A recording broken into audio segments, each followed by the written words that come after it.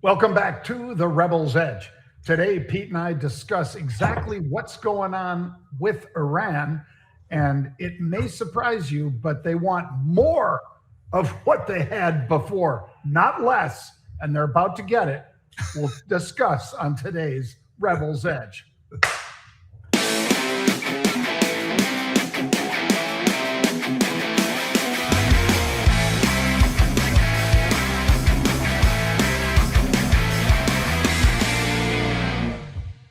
Welcome back, folks. I'm here at Liberty National Golf Course. What?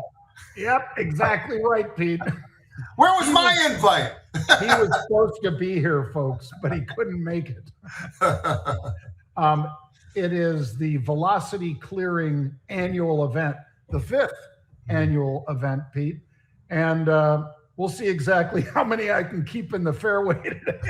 Well, you and I aren't really, just so people know, we're not really golfers. Can we hit the ball? Hell yeah, we both can hit the ball pretty good. Can we go to a driving range or one of those places?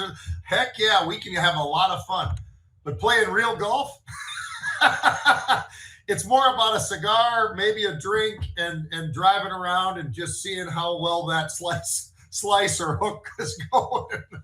Oh, yeah. It's going to be fun. And we're going to have, there's already so many nice folks here, Pete, that are celebrating the 5th annual. So we'll have to follow up on that tomorrow. But for today, Pete, for macro, I'm going to say, well, it's kind of strange that Iran decided to pull out of the negotiations for peace, because what happens when they pull out is exactly what was happening a month ago, which means that likely the U.S. is going to light them up. And by light them up, I do mean light them up. The lights are going to go out, and we'll see. But I think they'll be forced into a much worse deal because of this negotiating technique, Pete. Yeah, it seems like a mistake to me, John, by them. Everything that we've seen previously and everything else. And you know what? With Hegseth, with the president, with the guys out there, I don't know that I would go the direction they're going. But it hasn't really hurt the market that much as of yet. So, yes, the Dow is down a little bit. The Dow was down a little bit. But, the NASDAQ's kind of still somewhat hanging in there or whatever. It's in positive territory. So, it's interesting because, in the past, when we've heard any kind of talk like this, we'd usually see the market just get, hit really, really pretty hard. So interesting to see where it is right now, John. And I'll tell you what, the Dow itself is pretty interesting right now, and just to see what's really working, what's not. And it's I'll tell you what is working just about everywhere though, software. Software is on fire right now, and tech software, however you want to describe it, having a pretty damn good day again. Yep. Well, 7% jump out of crude is what they got, Pete. And I'm thinking that even though the VIX is moving up, like you say, it's not moving up as much as it was before. And they have even less opportunity to defend themselves than they did before. So I really question the strategy here, but they didn't ask me. Instead, they just decided, yep, we'll tell them to go. It was a quick move, but it was a pretty quick move there, like you're just saying, John, about crude. That was the absolute. You're going to see it either go up or down based upon exactly how Iran wants to go with this whole thing. So, yeah, it's back up there. It was just trading 89 for crying out loud, and here we are back into the low 90s. So, I think it's a mistake. I do. I think it's a mistake. Oh, yeah. Well, the VIX, Pete, popped, but like you said, it didn't move that much. It just moved into the 16s again. Yeah. And I remember when this one was more like in the 18 to 24 range, anytime they even threatened to break off negotiations. Mm-hmm. So to see it just get back into the 16s, it's just over 1604 right now, right? Yeah. Yeah, it's actually kind of ludicrous that it's so low, except for one reason, John. Emotion, sure. But you look at the S&P and you take a look and you say to yourself, well, wait a minute, how much is the S&P? It's flat. It's pretty close to flat. So, the 16 is telling us a 1% move, and we're sitting here looking at the S&P that's flat as a pancake, and we're saying, this is sort of interesting. But I think that's what's part of the reason why it's kind of holding back just a little bit right now, John. Interesting to see where it is. It's been 1575. It's been 1635. Here it is, 16. So interesting to see where it is. I think he gives you a green light, though, to things that you might want to be doing in the market right now. Well, I thought this one was funny, Pete, on the prediction market side, because this is closed. This is how May ended up. But the question posed on the prediction markets was, who will Trump insult by May 31st? And the winner, Tucker Carlson. Tucker and Marjorie Taylor Greene were the two big winners, if you want to view them as winners. And then Keir Starmer, the Prime Minister of Great Britain, and Megyn Kelly. And 4%. Megyn, as you can see, both Keir Starmer and Megyn Kelly were down as far as the possibility of him insulting them. And they're deciding right now, in review, as it says, whether he really did insult Marjorie Taylor Greene and Tucker Carlson. But that's the play right now, Pete.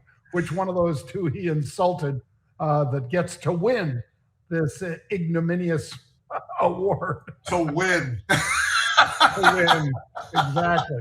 Well, speaking of winning, how about MGM, Pete? Ooh, MGM, and we proudly, folks, did have unusual option activity in MGM. And we didn't just have a little, we had a lot. We had April, they started speculating in here, Pete, and they did it again last Friday. They said, you know what? I think something's gonna happen in there. And whoever made that prediction when the stock was $44 was dead on, because it traded through 51 already today, so far today, and could go higher. And you know what, John? There are shorts in there. They're not probably feeling too good about being there still. You'd kind of wonder why they wouldn't have pulled out. This has been talked about for a while now. We also know Barry Diller already has some positioning going into this whole thing, and it makes a lot of sense. And he seems to like it a lot. His people own 26% of it, John. So they got a couple of board seats. He sits on one of them. All of that would point to who is going to probably take this over. And here we are. And I think that the number, why would those guys stay short? For the life of me, I don't understand that side of it, John. But I guess I don't have to. Nice big move by the MGM Resorts and that unusual option activity. It's been on fire. It has been on fire of late. Well, TMHC, Pete, which is Taylor Morrison Homes, apparently going to get bought by your pals over there at Berkshire Hathaway, Pete.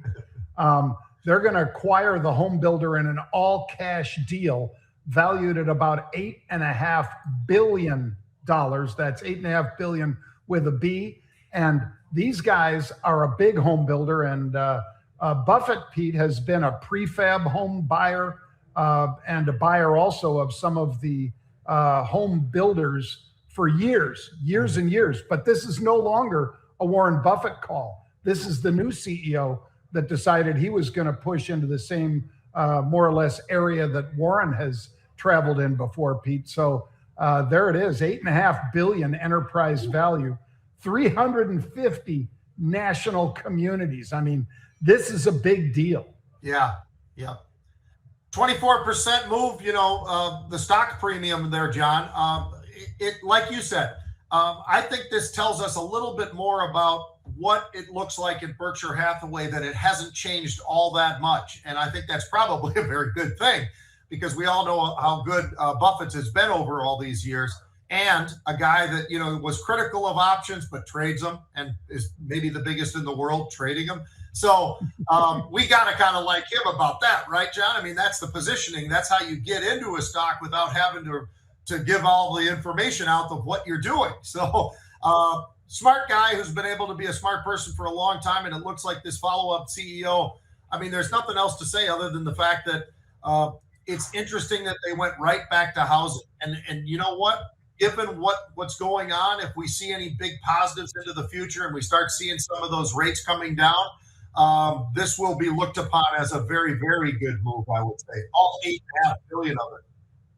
Well, let's hit one, Pete, one of your favorite guys, because Mark Benioff, of course, is the CEO over at Salesforce, folks, and he's a friend of Pete's. Pete's been with him at some of the Lime Foundation events and things like that out in California.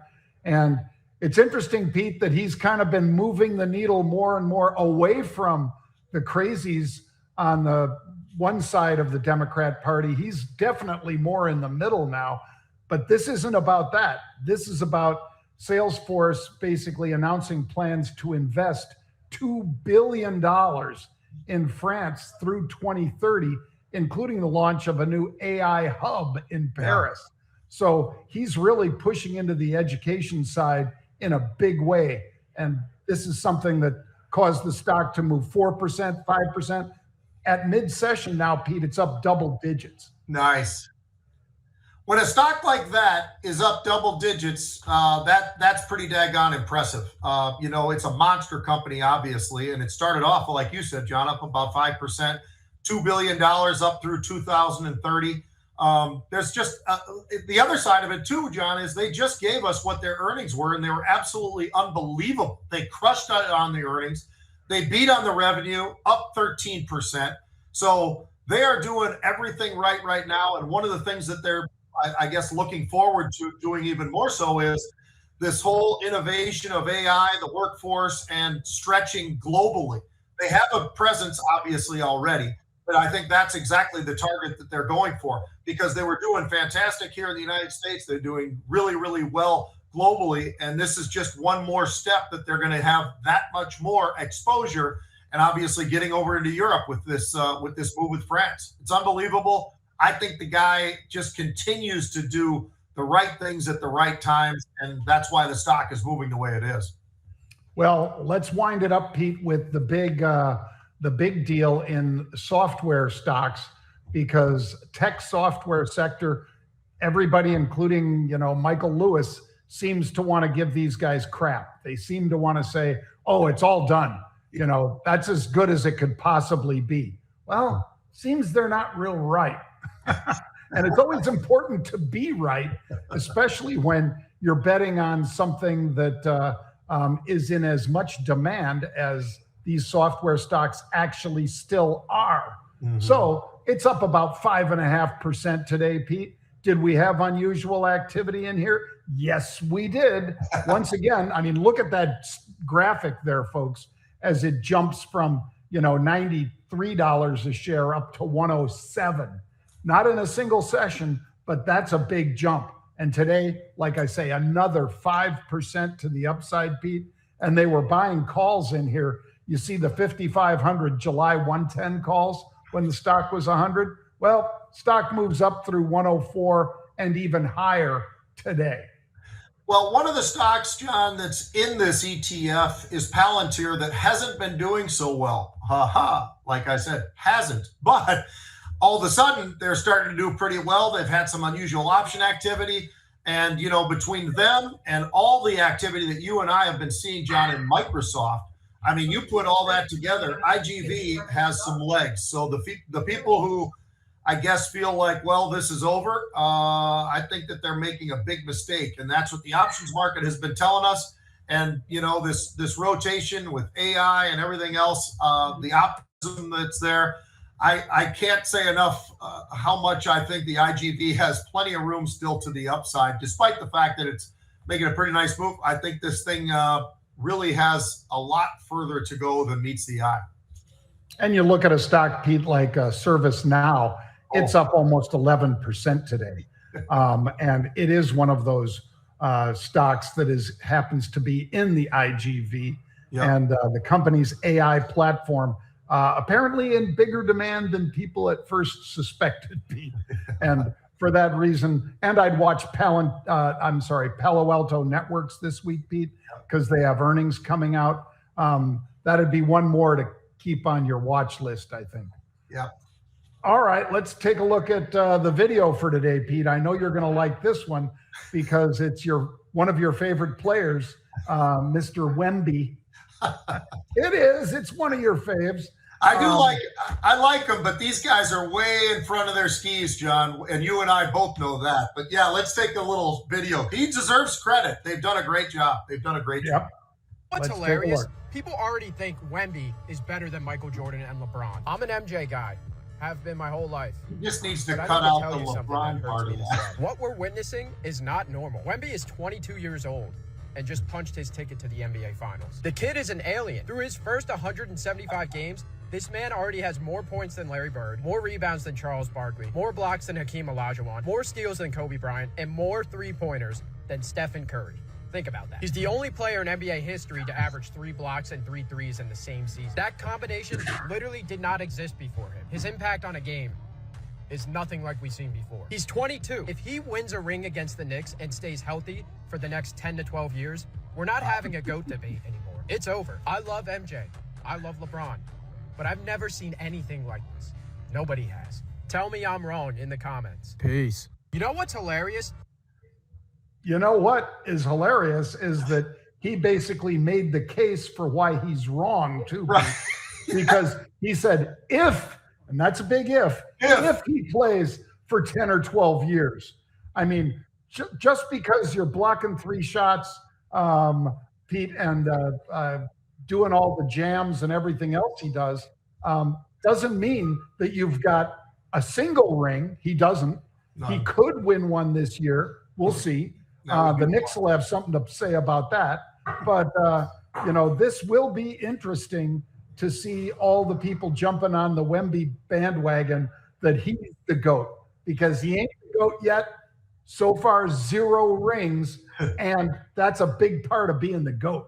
He's a long way from being any kind of GOAT, number one. And by the way, when he went through all those comparisons, I never heard Michael's name mentioned on any of those comparisons, so kind of interesting. But, and I also have to take one more thing about this whole thing. The fact that he even throws LeBron in the conversation. I mean, are you kidding me? LeBron, or should you have had Kobe? LeBron, or should you have had Wilt? LeBron, you could go through a long list, and Bill I know Russell, that I'm harsh on LeBron. Havlicek. Yeah. I mean, so many guys that go ahead of LeBron onto that list, Pete. Yeah. Way ahead of him. And all the guy's doing is basically playing half the games and, damaging his both reputation and legacy by sticking around when he's clearly done. Yeah. And now they're saying, but if we get him back in Cleveland, what? Like you need a guy for part-time in Cleveland? I don't think so. I mean, ask the Knicks if that would have helped. Well, and I'll tell you what, all you got to do is throw on any tape you want with Michael Jordan. You actually see a lot different player. And to credit Wemby, he's a heck of a player. If, like you said, he can last 10 years and the body, we'll find out. But we all see what he looks like. I mean, he's very, very thin. He's there's a good possibility that there's going to be some sort of injuries along the way.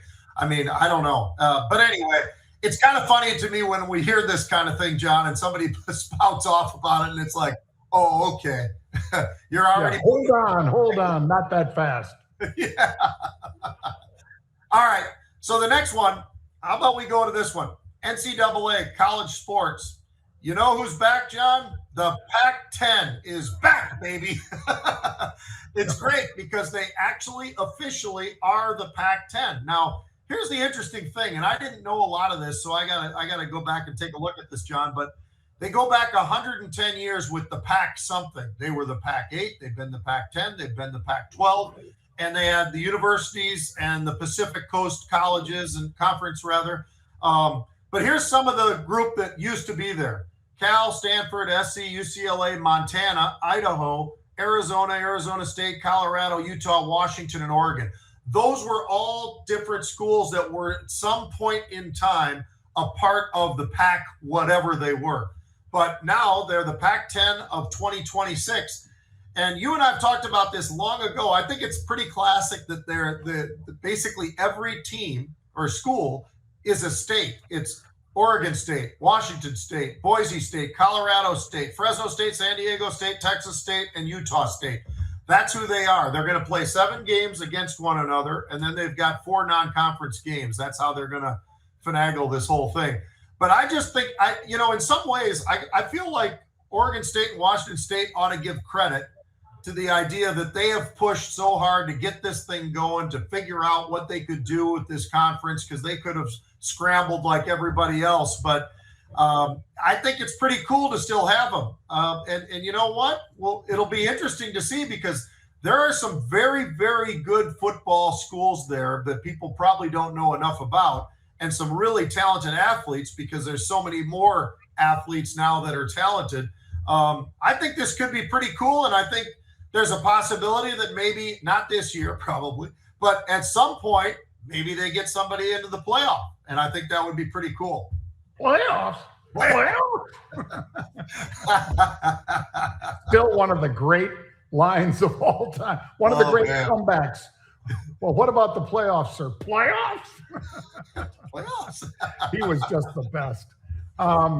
Yeah, I'm happy that they're keeping the league, or whatever you want to call it, the conference, together, Pete. And there are a couple, obviously, like you said, Oregon State, Washington State, the schools that were in what was the Pac-12, and then a bunch of interesting additions, including some from the state of Texas, which is right there at the Pac. In other words, the Pacific, more like the middle of the country, Mexico, but not really Pacific. But then again, Cal plays out on the East Coast, Pete. Cal and Stanford. Cal and Stanford play on the East Coast, folks. So go figure that. That makes all the sense in the world, especially in a world where they're student athletes, allegedly, and they've got to fly 5 hours across the country and then 5 hours back, and still try to stay competitive in 2 of the best universities in the United States. Really? Okay. But yeah, I'm happy, like you said, that at least the Pacific Coast Conference, however you want to put it, is still around. Yeah. Yeah, I like it. And Boise State, John, I'll put that name out there right now. Boise State might get a seat, in the playoffs at some point here in the not too distant future. Yeah, and that's a damn good football program. Yeah. Obviously, ever since they beat Oklahoma, Pete, and put their stamp on it in that bowl game, they have been tough to beat. And they've had, a Heisman Award winner now as well. Yeah. The kid that's playing at UNLV. Yeah. Well, and by the way, folks, Pete and I will be at Freedom Fest out in Las Vegas, the 8th through the 11th of July. We'll also be out there at the same time for the SAC Summit with Vaughn Miller, Cam Jordan, Max Crosby, and LT, Lawrence Taylor. So we'll be bringing you guys some unbelievable content from Vegas, both the Freedom Fest and the SAC Summit. We'll be telling you all about both. And if you're around and you'd like to attend, especially the Freedom Fest, by all means. And that one will be over at Caesars, Pete.